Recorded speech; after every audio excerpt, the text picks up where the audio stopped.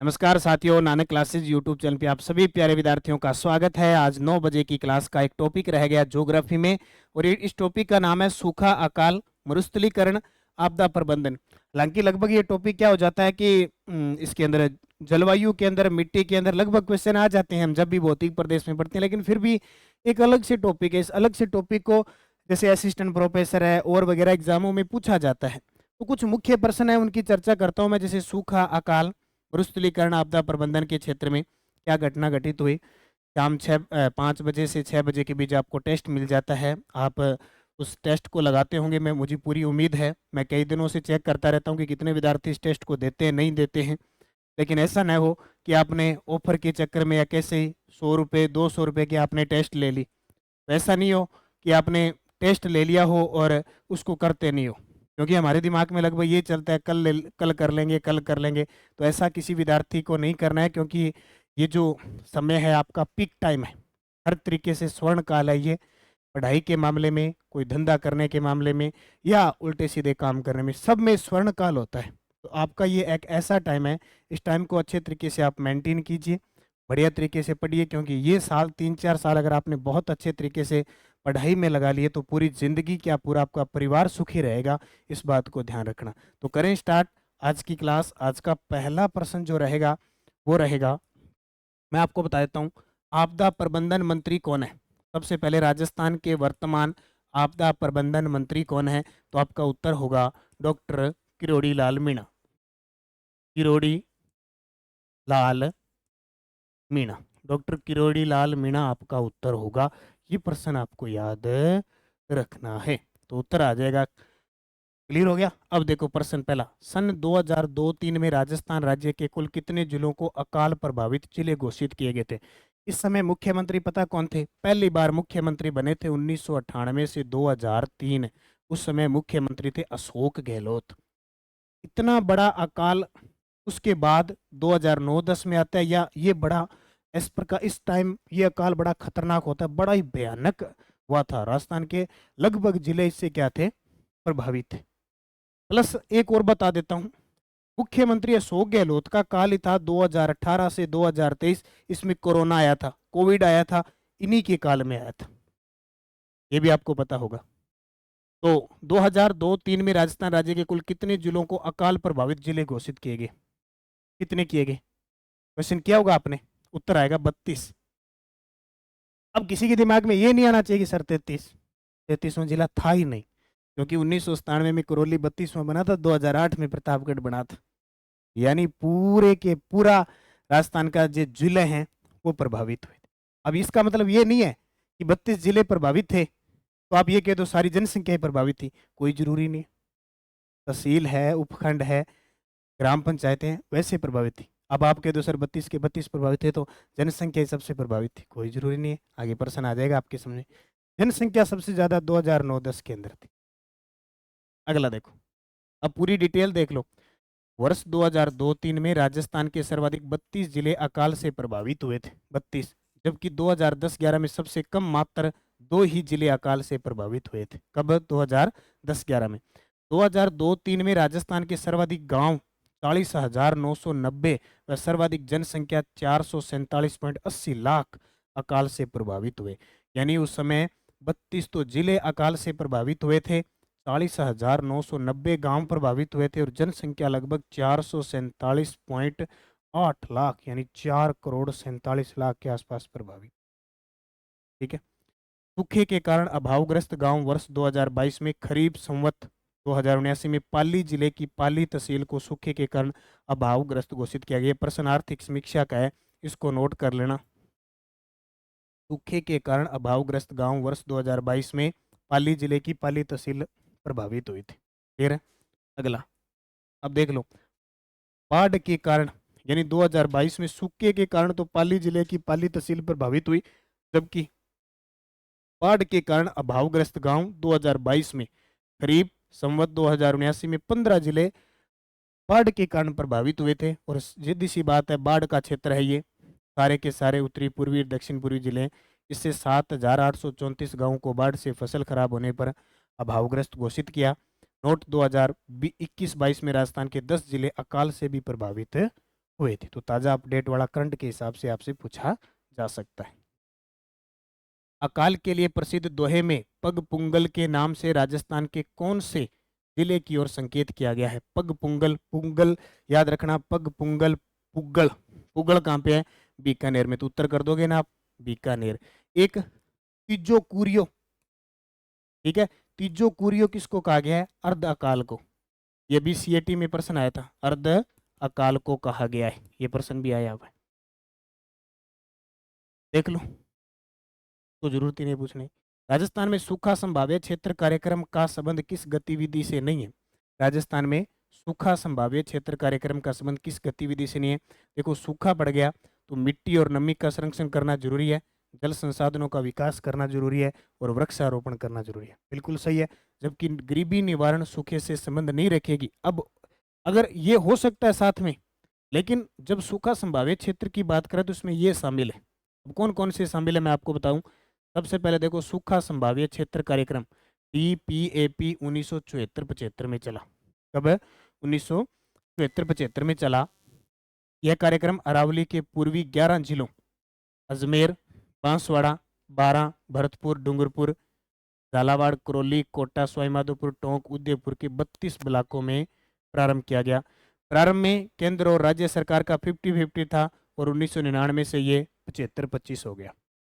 उद्देश्य फसलों के उत्पादन, पशुधन, भूमि की उर्वरता उत्पादन, जल और मानव संसाधनों पर पड़ने वाले सूखे के प्रतिकूल प्रभावों को कम करना, सूखाग्रस्त क्षेत्र में प्राकृतिक संसाधनों के अधिकतम उपयोग के साथ ग्रामीण क्षेत्र का आर्थिक विकास करना। ठीक है, अब देख लो, आप सूखा संभाव्य कार्यक्रम आए और आपका उत्तर हो कहीं सूखे वाले क्षेत्र। तो ये जिले हैं 11 जिले।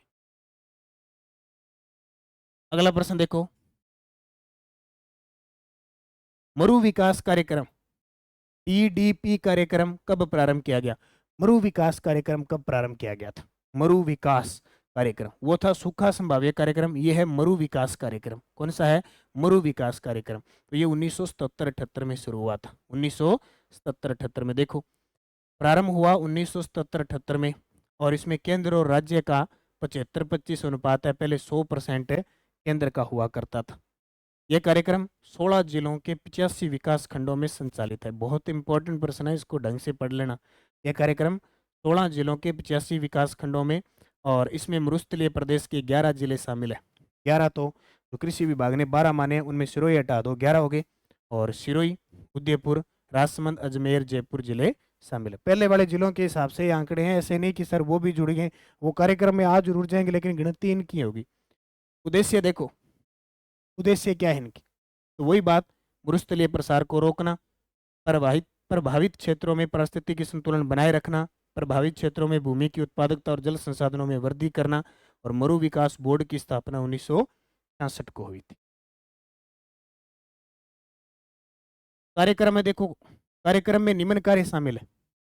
इस जो कार्यक्रम है इसमें कौन कौन से कार्य शामिल है? किसमें? मरु विकास कार्यक्रम में कृषि वानिकी का विकास, पशुपालन व भेड़ पालन का विकास, पशुओं के लिए पेयजल पूर्ति की व्यवस्था, लघु सिंचाई, ग्रामीण विद्युतीकरण, जल संसाधनों का विकास और आर्द्रता संरक्षण, बलुई मिट्टी, बलुई मिट्टी है उसके टीलों के स्थिरीकरण का कार्यक्रम। ये प्रमुख 6 से 7 कार्यक्रम है। किसके अकॉर्डिंग? अब हो सकता है गहराई से मरु विकास कार्यक्रम के प्रश्न पूछ ले, बाकी बहुत कम पूछे जाते हैं, लेकिन आपको पता होना चाहिए। राजस्थान में बार बार अकाल व सूखे का कारण क्या है? सबसे ज्यादा अकाल पड़े, सूखा पड़े, तो सबसे ज्यादा अनियमित वर्षा होती है। अनियमित में ये भी आ जाए, अगर ज्यादा बारिश हो गई तो बाढ़ आ जाएगी। अनियमित यानी फिक्स नहीं है, नियमित बारिश इतनी होनी है गुणी, कोई फिक्स नहीं है। इस कारण अकाल और सूखा लगभग पड़ता रहता है। कौन से कार्यक्रमों का अकाल राहत से सीधा संबंध नहीं है? निम्न में से कौन से कार्यक्रम का अकाल राहत से सीधा संबंध नहीं है? जल्दी से बताओ, सीधा संबंध नहीं, कौन सा कार्यक्रम? तो मरुस्थलीय विकास कार्यक्रम और सूखा संभाव्य क्षेत्रीय कार्यक्रम दोनों, सूखा संभाव्य क्षेत्रीय कार्यक्रम दोनों, तो इनका कोई सीधा प्रभाव नहीं है, क्योंकि मरुस्थल का विकास, मरुस्थल तो है ही है ऑटोमेटिक। मरुस्थलीय विकास कार्यक्रम है, सूखा संभाव्य क्षेत्रीय कार्यक्रम है, नरेगा है। दोनों का नहीं है एक साथ अकाल करूंगा। वैसे है मरुस्थलीय विकास कार्यक्रम चल रहा है तो उसमें फायदा हो जाता है और हो जाता है। ठीक है, उत्तर आ जाएगा 1 नंबर। मौसम विज्ञान के अनुसार सामान्य वर्षा से 51% व अधिक वर्षा में कमी होने पर, मौसम विज्ञान के अनुसार सामान्य वर्षा होती है उससे 51% व अधिक वर्षा में कमी होने पर, मान लो सामान्य वर्षा होगी तो 51% मानी जाएगी, वह अधिक वर्षा में कमी होने पर भयंकर सूखा होता है। अधिक वर्षा कमी हो गई यानी बहुत कम होगी तो भयंकर सूखा होगा। देखो भारतीय मौसम विभाग ने सूखे को दो विभागों में बांटा है, एक तो भीषण सूखा और एक सामान्य सूखा। सामान्य और भीषण बता दिया। एक होता है प्रचंड सूखा, प्रचंड सूखे में 50% से कम बारिश होती है उसको कहते हैं प्रचंड सूखा। कहते हैं ना अब की बार तो बहुत सूखा पड़ा है, इतना सूखा पड़ा है बारिश बिल्कुल नहीं, यानी जितनी होनी चाहिए उतनी नहीं होती है, वो होता है सामान्य सूखा। सामान्य सूखे में औसत वर्षा से 25% कम बारिश होती है, औसत जो होती है उससे 25% कम होगी तो वो सामान्य होगी। और राजस्थान में सूखा व अकाल प्रबंधन के लिए नोडल विभाग है आपदा प्रबंधन व सहायता विभाग। राजस्थान में अकाल की सर्वाधिक संभावनाएं वाला भाग है पश्चिमी भाग, क्योंकि यहाँ सबसे ज्यादा अनियमित वर्षा होती है, सूखा रहता है उस वजह से। अगला प्रश्न देखो, दीर्घकालीन अकालग्रस्त क्षेत्र के अंतर्गत राजस्थान के निम्नलिखित जिलों के समूह में कौन सा सही है। ये थोड़ा सा क्या है, अभी करंट का प्रश्न था, आया हुआ प्रश्न है तो मैंने इसको दे दिया। दीर्घकालीन, दीर्घकालीन का मतलब लंबे समय से अकालग्रस्त क्षेत्र के अंतर्गत आता है जोधपुर, जैसलमेर और भीलवाड़ा। ये सबसे ज्यादा प्रभावित होते हैं क्योंकि जयपुर बहुत कम होता है और श्री गंगानगर है, पाली है, इनमें से ये प्रश्न आया हुआ था करंट का उस समय का, तो ये उत्तर है इसका। क्लियर। अगला, किसी भी क्षेत्र को न्यूनतम सूखाग्रस्त घोषित करने के लिए कितनी वार्षिक वर्षा की मात्रा होनी चाहिए। प्रश्न पढ़ो, किसी भी क्षेत्र को अगर न्यूनतम सूखाग्रस्त का मतलब है कि सूखा नहीं घोषित करना, घोषित करने के लिए कितनी वार्षिक वर्षा, अगर 70 से 100 सेंटीमीटर बारिश होती है तो वहाँ सूखा नहीं होगा, यानी न्यूनतम सूखा होगा, सूखा नहीं होगा। बहुत सारे विद्यार्थियों ने टेस्ट में इस क्वेश्चन को किया तो फटाफट पढ़ के और उत्तर कोई 30-40 सेंटीमीटर लगा दिया, लेकिन इसने कहा न्यूनतम सूखाग्रस्त क्षेत्र। निम्न में से वर्षा में से किस वर्ष के अकाल में राजस्थान की सर्वाधिक जनसंख्या प्रभावित हुई थी। तो सीधी सी बात है किस वर्ष हुई थी, इन चार ऑप्शन में बताना है। वैसे तो देखो 2002-3 में हुई थी, लेकिन अगर इन ऑप्शन में देखें तो 2009-10 में, इन चारों ऑप्शन में देखें तो 2009-10 में सबसे ज्यादा जनसंख्या प्रभावित हुई। छप्पनिया अकाल राजस्थान में किस वर्ष पड़ा। छप्पनिया अकाल का मतलब है विक्रम संवत 1956, और ये सन कौन सा था, 1899 1900, ये कहलाता है छप्पनिया अकाल, यानी विक्रम संवत को 56 कहा है छप्पनिया अकाल। तो देखो राजस्थान में अकाल से संबंधित एक कहावत प्रचलित है, तीजो कुरियो आठो काल। तीजो कुरियो आठो काल, अर्थात प्रत्येक तीसरे वर्ष कुरियो छोटा अकाल यानी अर्ध अकाल होता है, वह प्रत्येक 8वें साल भयंकर अकाल पड़ता है। फिक्स है। त्रिकाल यह सबसे भयंकर अकाल है जिसमें अन्न, जल और ऋण तीनों का अभाव होता है। राजस्थान में 1987 में क्या पड़ा था, त्रि अकाल पड़ा था। कब, 1987 में। फिर देखो राजस्थान में अकाल, चालीसा अकाल 1783 में पड़ा, पंचकाल 1812-13 में पड़ा, सहसा विदुषा काल 1843-44 में पड़ा यानी विक्रम संवत 1900-1901 में, छप्पनिया काल 1899-1900 में यानी विक्रम संवत 1956 में पड़ा। ये कुछ बातें ध्यान रखना, हर एक एग्जाम में एक आधा नॉर्मल सा एग्जाम में पूछता है। राजस्थान के निम्नलिखित में से कौन से जिले भूकंप से सर्वाधिक कम प्रभावित होते हैं। अब सबसे ज्यादा राजस्थान में भूकंप के झटके ज्यादातर दिल्ली एनसीआर क्षेत्र में लगते हैं, यानी अलवर, भरतपुर, झुंझुनू इन साइड में लगते हैं। सबसे कम जो भूकंप के झटके देखने को मिलते हैं वो गंगानगर और हनुमानगढ़ में देखने को मिलते हैं। कटा है, यानी गंगानगर हनुमानगढ़ वाला बंदा है भाई बहुत कम हाल है, सब ज्यादा उत्तरी पूर्वी वाला उत्तरी इला साइड है ना, ये सब ज्यादा हाल है, जी झुंझुनू ले गए, अलवर, भरतपुर, धौलपुर, ये खूब हाल है। ठीक है, हाँ कभी मांची हालती रहे, कभी बेड हालता रहेगा, कभी की हालत। सुनते हैं ना कि रात को दिल्ली में भूकंप आया था, रात को दिल्ली में। अब हर किसी को पता नहीं चलता, खास करके यहाँ समझ लो गंगानगर और मानगढ़ सब भूकंप ध्यान लगा है, फिर रात भूकंप आयोग शांत चैन एकदम सोते हैं। तो बस यहाँ याद रखें, राजस्थान में सर्वाधिक भूकंप प्रभावित देखो सबसे ज्यादा अलवर, खेरथल, तिजारा, कोटपुतली, बहरोड, डीग, बाड़मेर, सांचौर, अड़ानी, ये सब ज्यादा प्रभावित हुए। राजस्थान में किस वर्ष में अकाल सूखा से प्रभावित गांवों की संख्या अधिकतम थी। सबसे ज्यादा गांवों की संख्या सबसे ज्यादा किस वर्ष थी। मैंने अभी बताया गांव, जिले, जनसंख्या, 2002-3 2002-3। राजस्थान में निम्न में से कौन से जिले पारिस्थितिकीय समस्या सेम से भीषण प्रभावित है? ये तो कल ही मैंने सुबह शाम को 9 बजे मिट्टी वाले में बताया था। सबसे ज्यादा सेम से प्रभावित है श्री गंगानगर, हनुमानगढ़। सेम का मतलब होता है पानी है वो नीचे का जल स्तर इतना इस प्रकार होता है कि ऊपर आता रहता है।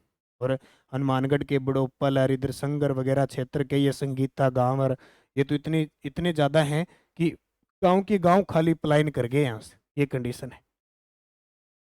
निम्न में से कौन सी प्राकृतिक आपदा राजस्थान में घटित होने की न्यूनतम आशंका रहती है? देखो राजस्थान में बाढ़ भी आती है, सूखा भी पड़ता है, भूकंप भी आती है, लेकिन सुनामी है वो राजस्थान में नए के बराबर ही आती है, क्योंकि समुद्र वगैरह साथ पास में नहीं लगते।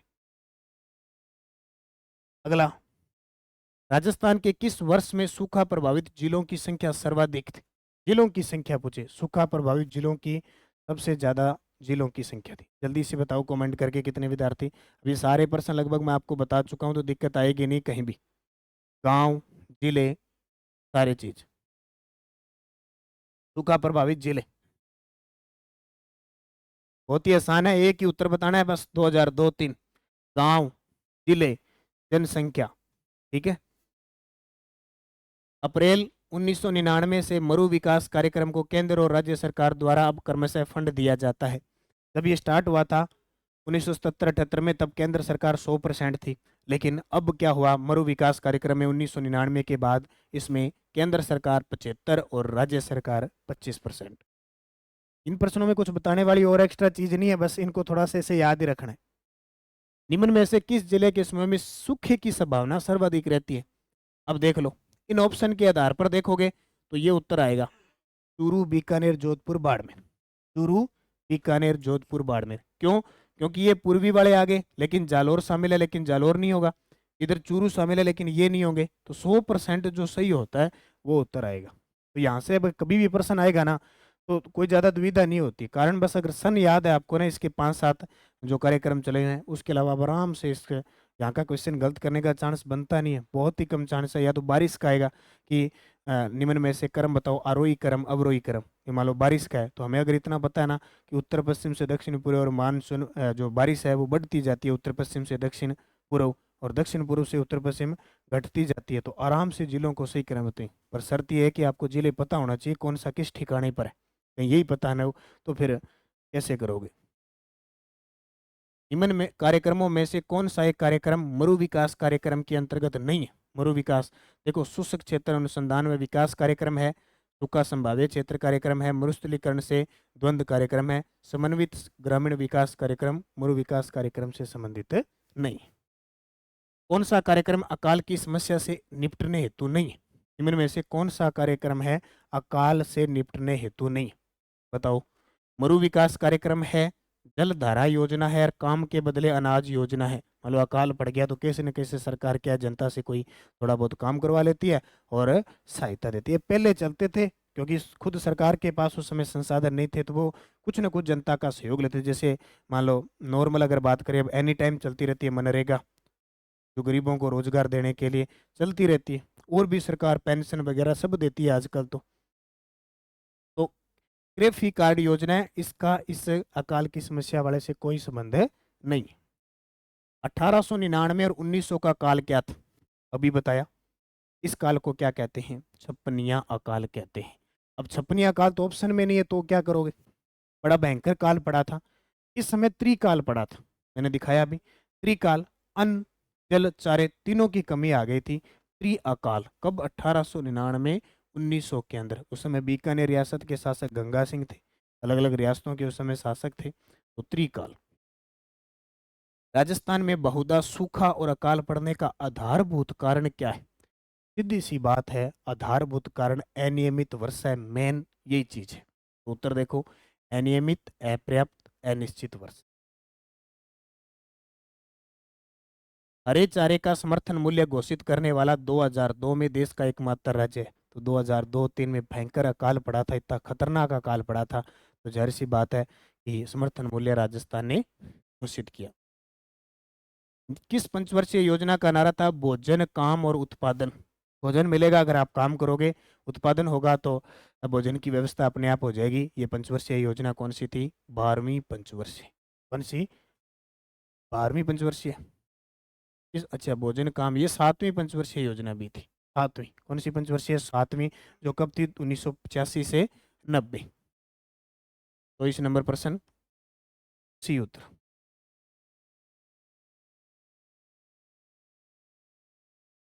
ठीक है, 7वीं पंचवर्षीय योजना थी।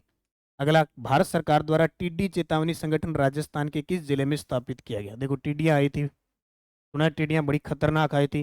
कोरोना आया, कोरोना फिर टिड्डियां आ गई, बैक टू बैक काम चला। ठीक है, पहले कोरोना आया जनता पे, फिर फसलों पे टिड्डी आई, और फिर किस पे आई? पशुओं पे लंपिज बीमारी आई थी, और फिर युवाओं पर पेपर लीक की बीमारी आ गई साथ साथ में। वो तो चलती रहती है, होती है ना। तो ये बीमारियां आती रहनी है, ये कभी खत्म होने वाली नहीं है। यानी कहने का मतलब समस्या हमारे जीवन में आती रहनी है। जब तक हमें समस्या आती नहीं आएगी, हल नहीं निकलेगा कोई चीज़। टिड्डी आई, कोरोना आया गया, लंपीज बीमारी आई गई, ठीक है। और एक बार पेपर लीक का मामला था, वो भी एक बार तो सरकार चली गई, अब नई है, देखो क्या। इसलिए समस्या का हल है, समस्या हर एक इंसान की आनी आनी है, ये 100% है। कोई किसी कोने में लग के दुखी बैठा है, किसी का दिल टूट गया तो वो दुखी है, किसी को कोई ज़्यादा मिल गया तो वो ज़्यादा सुखी होने के साथ दुखी हो जाता है। क्योंकि धन की कमी है, क्यों को परिवार की सहयोग नहीं मिलता, क्यों को परिवार का ज़्यादा सपोर्ट मिल जाता है, क्यों को पढ़ने के लिए किताबें नहीं मिलती, और क्यों को इतनी किताबें मिली हुई है कि कंफ्यूज है मैं कौन सी पढ़ूँ, है ना कंडीशन। अलमारियां भर भर के किताबें रख रखी है, फिर भी दूसरे की अलमारी में झांक रहे हो, बोले ये किताब बहुत अच्छी है मेरे को दे दो। वो हर चीज देखनी है, हर विद्यार्थी के समस्या है, बस कंट्रोल करना खुद पे बहुत जरूरी है, और उन्हीं चीजों को बार बार पढ़ो। कोई भी सब्जेक्ट की ले लो अच्छी किताब, पढ़ के उसे बार बार पढ़ो। कहने का मतलब है अपना मन टिकाओ, तेरा मन डोले तेरा तन डोले, ऐसे नहीं करना। ठीक है, तो उत्तर क्या आ जाएगा? टिड्डी चेतावनी केंद्र बनाया जोधपुर में, क्योंकि पाकिस्तान बॉर्डर से आई थी इधर से। मैं यहाँ कह देगा पाकिस्तान वाले भेजे, क्यों? पाकिस्तान वाले के घरे पाल रखी है जो को भेजते इधर पाकिस्तान की तरफ। यहाँ तो बारिश भी आवा है पाकिस्तान की तरफ, वो मध्य सागरीय चक्रवात से बारिश आती है ना माउंट, वो पाकिस्तान की तरफ से आती है। जोधपुर में भारत सरकार द्वारा स्थापित संगठन जो टिड्डी की स्थिति की निगरानी, चेतावनी और नियंत्रण का काम करता है। 13 मार्च 2020 को टिड्डी आक्रमण के कारण राज्य की 8 जिलों जैसलमेर, बाड़मेर, बीकानेर, गंगानगर, जोधपुर, जालोर, पाली, सिरोही के 908 गांवों को भावग्रस्त घोषित किया गया। और लोगों ने थालियां बजाई थी, खेता में ले लेके घरे रोटी खान होनी, वही खेत में उड़ गयो। यहाँ चमची होनी, वो चमची बजान ला गयो थालियों। देखियो नहीं, जब नरमों के पास आ खूब थालियां बजाई, फोड़ दी क्या तो प्रार्थना ही फोड़ दी सारी। आ कहानी कर दी क्या तो खेत में अजी कमरो है, खेत में गलड़ो भी में थाली पड़ी हो सी, 1-2 लाख जाएगी। तो ये कंडीशन थी। फिर मोदी जी आप आया, वहाँ फिर बजा दी थाली। और 2020 में बांसवाड़ा को छोड़कर राजस्थान के कुल 32 जिलों में टिड्डियों का प्रकोप था। ये भी ध्यान।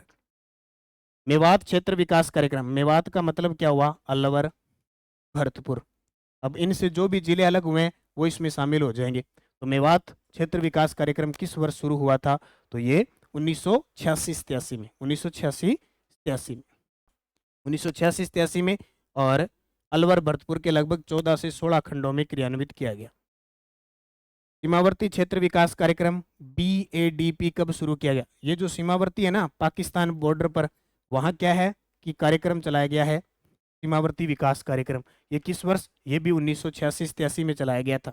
1986-87 के अंदर राजस्थान के जो 4 जिले वहाँ पे चलाया गया। और 2016-17 में ये केंद्र और राजस्थान दोनों का सहयोग हो गया 60-40। पहले क्या था? 100% केंद्र सरकार चलाती थी, और लगभग गंगानगर से लेकर बाड़मेर तक 1986-87 में इसको चलाया गया 16 खंडों में आसपास। ये प्रश्न आता है पेपर में। तो देखो सीमावर्ती क्षेत्र में 1986-87 में बाड़मेर, बीकानेर, गंगानगर, जैसलमेर में, और 7वीं पंचवर्षीय योजना में 100% केंद्र सरकार के द्वारा था। 2016-17 में ये 60-40 हो गया। राज्य के ग्रामीण क्षेत्रों में विकास और रोजगार सृजन और सामूहिक संपत्तियों के रखरखाव में स्थानीय जनता की भागीदारी सुनिश्चित करने हेतु राज्य सरकार द्वारा कौन सी योजना प्रारंभ की गई? गुरु गोलवलकर जन भागीदारी विकास योजना। बीच में इसका नाम, अब नाम इसका चेंज कर दिया, अब कर दिया महात्मा गांधी विकास योजना। अब वापस बीजेपी सरकार आ गई, हो सकता है इस नाम को वापस वो ले ले, क्योंकि ये प्रश्न आया हुआ है। देखो इस योजना का प्रारंभ 30 सितंबर 2014 को हुआ। यह 100% राज्य द्वारा वित्त पोषित योजना है। वर्ष 2020 में महात्मा गांधी की 150वीं जयंती के उपलक्ष्य में इस योजना का नाम बदलकर महात्मा गांधी जन भागीदारी विकास योजना कर दिया। अब ये योजना 2014 में चली, किस नाम से? गुरु गोलकर विकास योजना के नाम से। कांग्रेस सरकार आई, उसने 2020 में इसका नाम बदल दिया और 2021 में ये प्रश्न आ गया, एग्जाम में टपक गया। अब 14 की और 21 में प्रश्न आ गया, तो योजना कभी पुरानी नहीं होती। अब ये नई क्यों हुई? क्योंकि इन्होंने 2020 में नाम बदल दिया। हो सकता है अब ये सरकार आई है, अब वापस महात्मा गांधी से वो नाम कर दे, करे न करे वो अलग बात है। कोई योजना का नाम बदलो, कोई चीज करो, नहीं हो जाती है। ठीक है, ये ध्यान रखना। यह योजना राज्य सरकार द्वारा वित्त पोषित केवल राज्य की ग्रामीण से लागू है। डांग क्षेत्र विकास कार्यक्रम मूलतः 1994-95 में प्रारंभ किया गया। इसे पुनः कब प्रारंभ किया गया? डांग की रानी करौली पढ़ते हैं ना, डांग की रानी करौली। तो ये कार्यक्रम सब कब शुरू हुआ? 2005-6 में। 2005-6 में। अब डांग क्षेत्र कार्यक्रम शुरुआत तो हुई थी 1994-95 में, लेकिन फिर इसको बंद कर दिया गया। 2005-6 में इसको फिर शुरू किया गया और 100% राज्य द्वारा वित्त पोषित है। और ये जो चंबल नदी का क्षेत्र है, जो अवनलिका प्रदन है, बीहड़ क्षेत्र है, इसका निर्माण करती है, उस क्षेत्र के अंदर है। ठीक है, इसमें जिले 8 शामिल है: सवाईमाधोपुर, करौली, कोटा, बूंदी, बारां, धौलपुर, भरतपुर, झालावाड़ की 26 पंचायत समितियों की 394। अब ये तो चेंज हो जाएगी, आपको याद रखना सिर्फ 8। और मुख्यमंत्री क्षेत्रीय विकास योजना की घोषणा राज्य सरकार की बजट में की गई। मुख्यमंत्री कौन सी? जो क्षेत्रीय विकास योजना अभी नए बजट में घोषणा की गई थी 2022-23 में।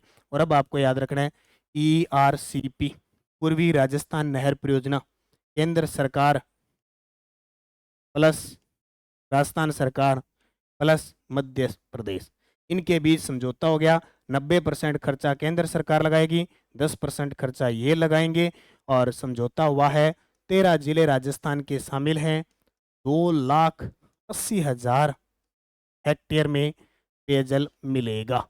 ये प्रश्न बार बार आप पेपर में घूमेगा, ये सोच लो। इस प्रकार आपको निरंतर मेहनत करते रहना है। आज का जो टॉपिक था, ये प्रश्न आपसे पूछे जाएंगे, इनमें से एक आधा प्रश्न आपके पेपर में टपकेगा जरूर। तो ये राजस्थान जीके की टेस्ट सीरीज है, इसमें टेस्ट प्लस पीडीएफ हो सकता है तुरंत न मिले, 1-2 दिन छोड़ के मिलेगी। ठीक है, तो पीडीएफ मिलेगी। रोज शाम को 5 से 6 बजे के बीच टेस्ट आ जाता है। आप अपनी सुविधा के अनुसार कभी इसको टेस्ट दें। 9 बजे मैं इसकी व्याख्या देता हूँ। कोई भी कंफ्यूज वगैरह, अब कंफ्यूजिंग उसी के रहेगी जो टेस्ट देगा। टेस्ट नहीं देगा तो उसको पता नहीं चलेगा। निरंतर मेहनत करो, अच्छे तरीके से बढ़ो। धन्यवाद। जय हिंद, जय भारत, जय राजस्थान।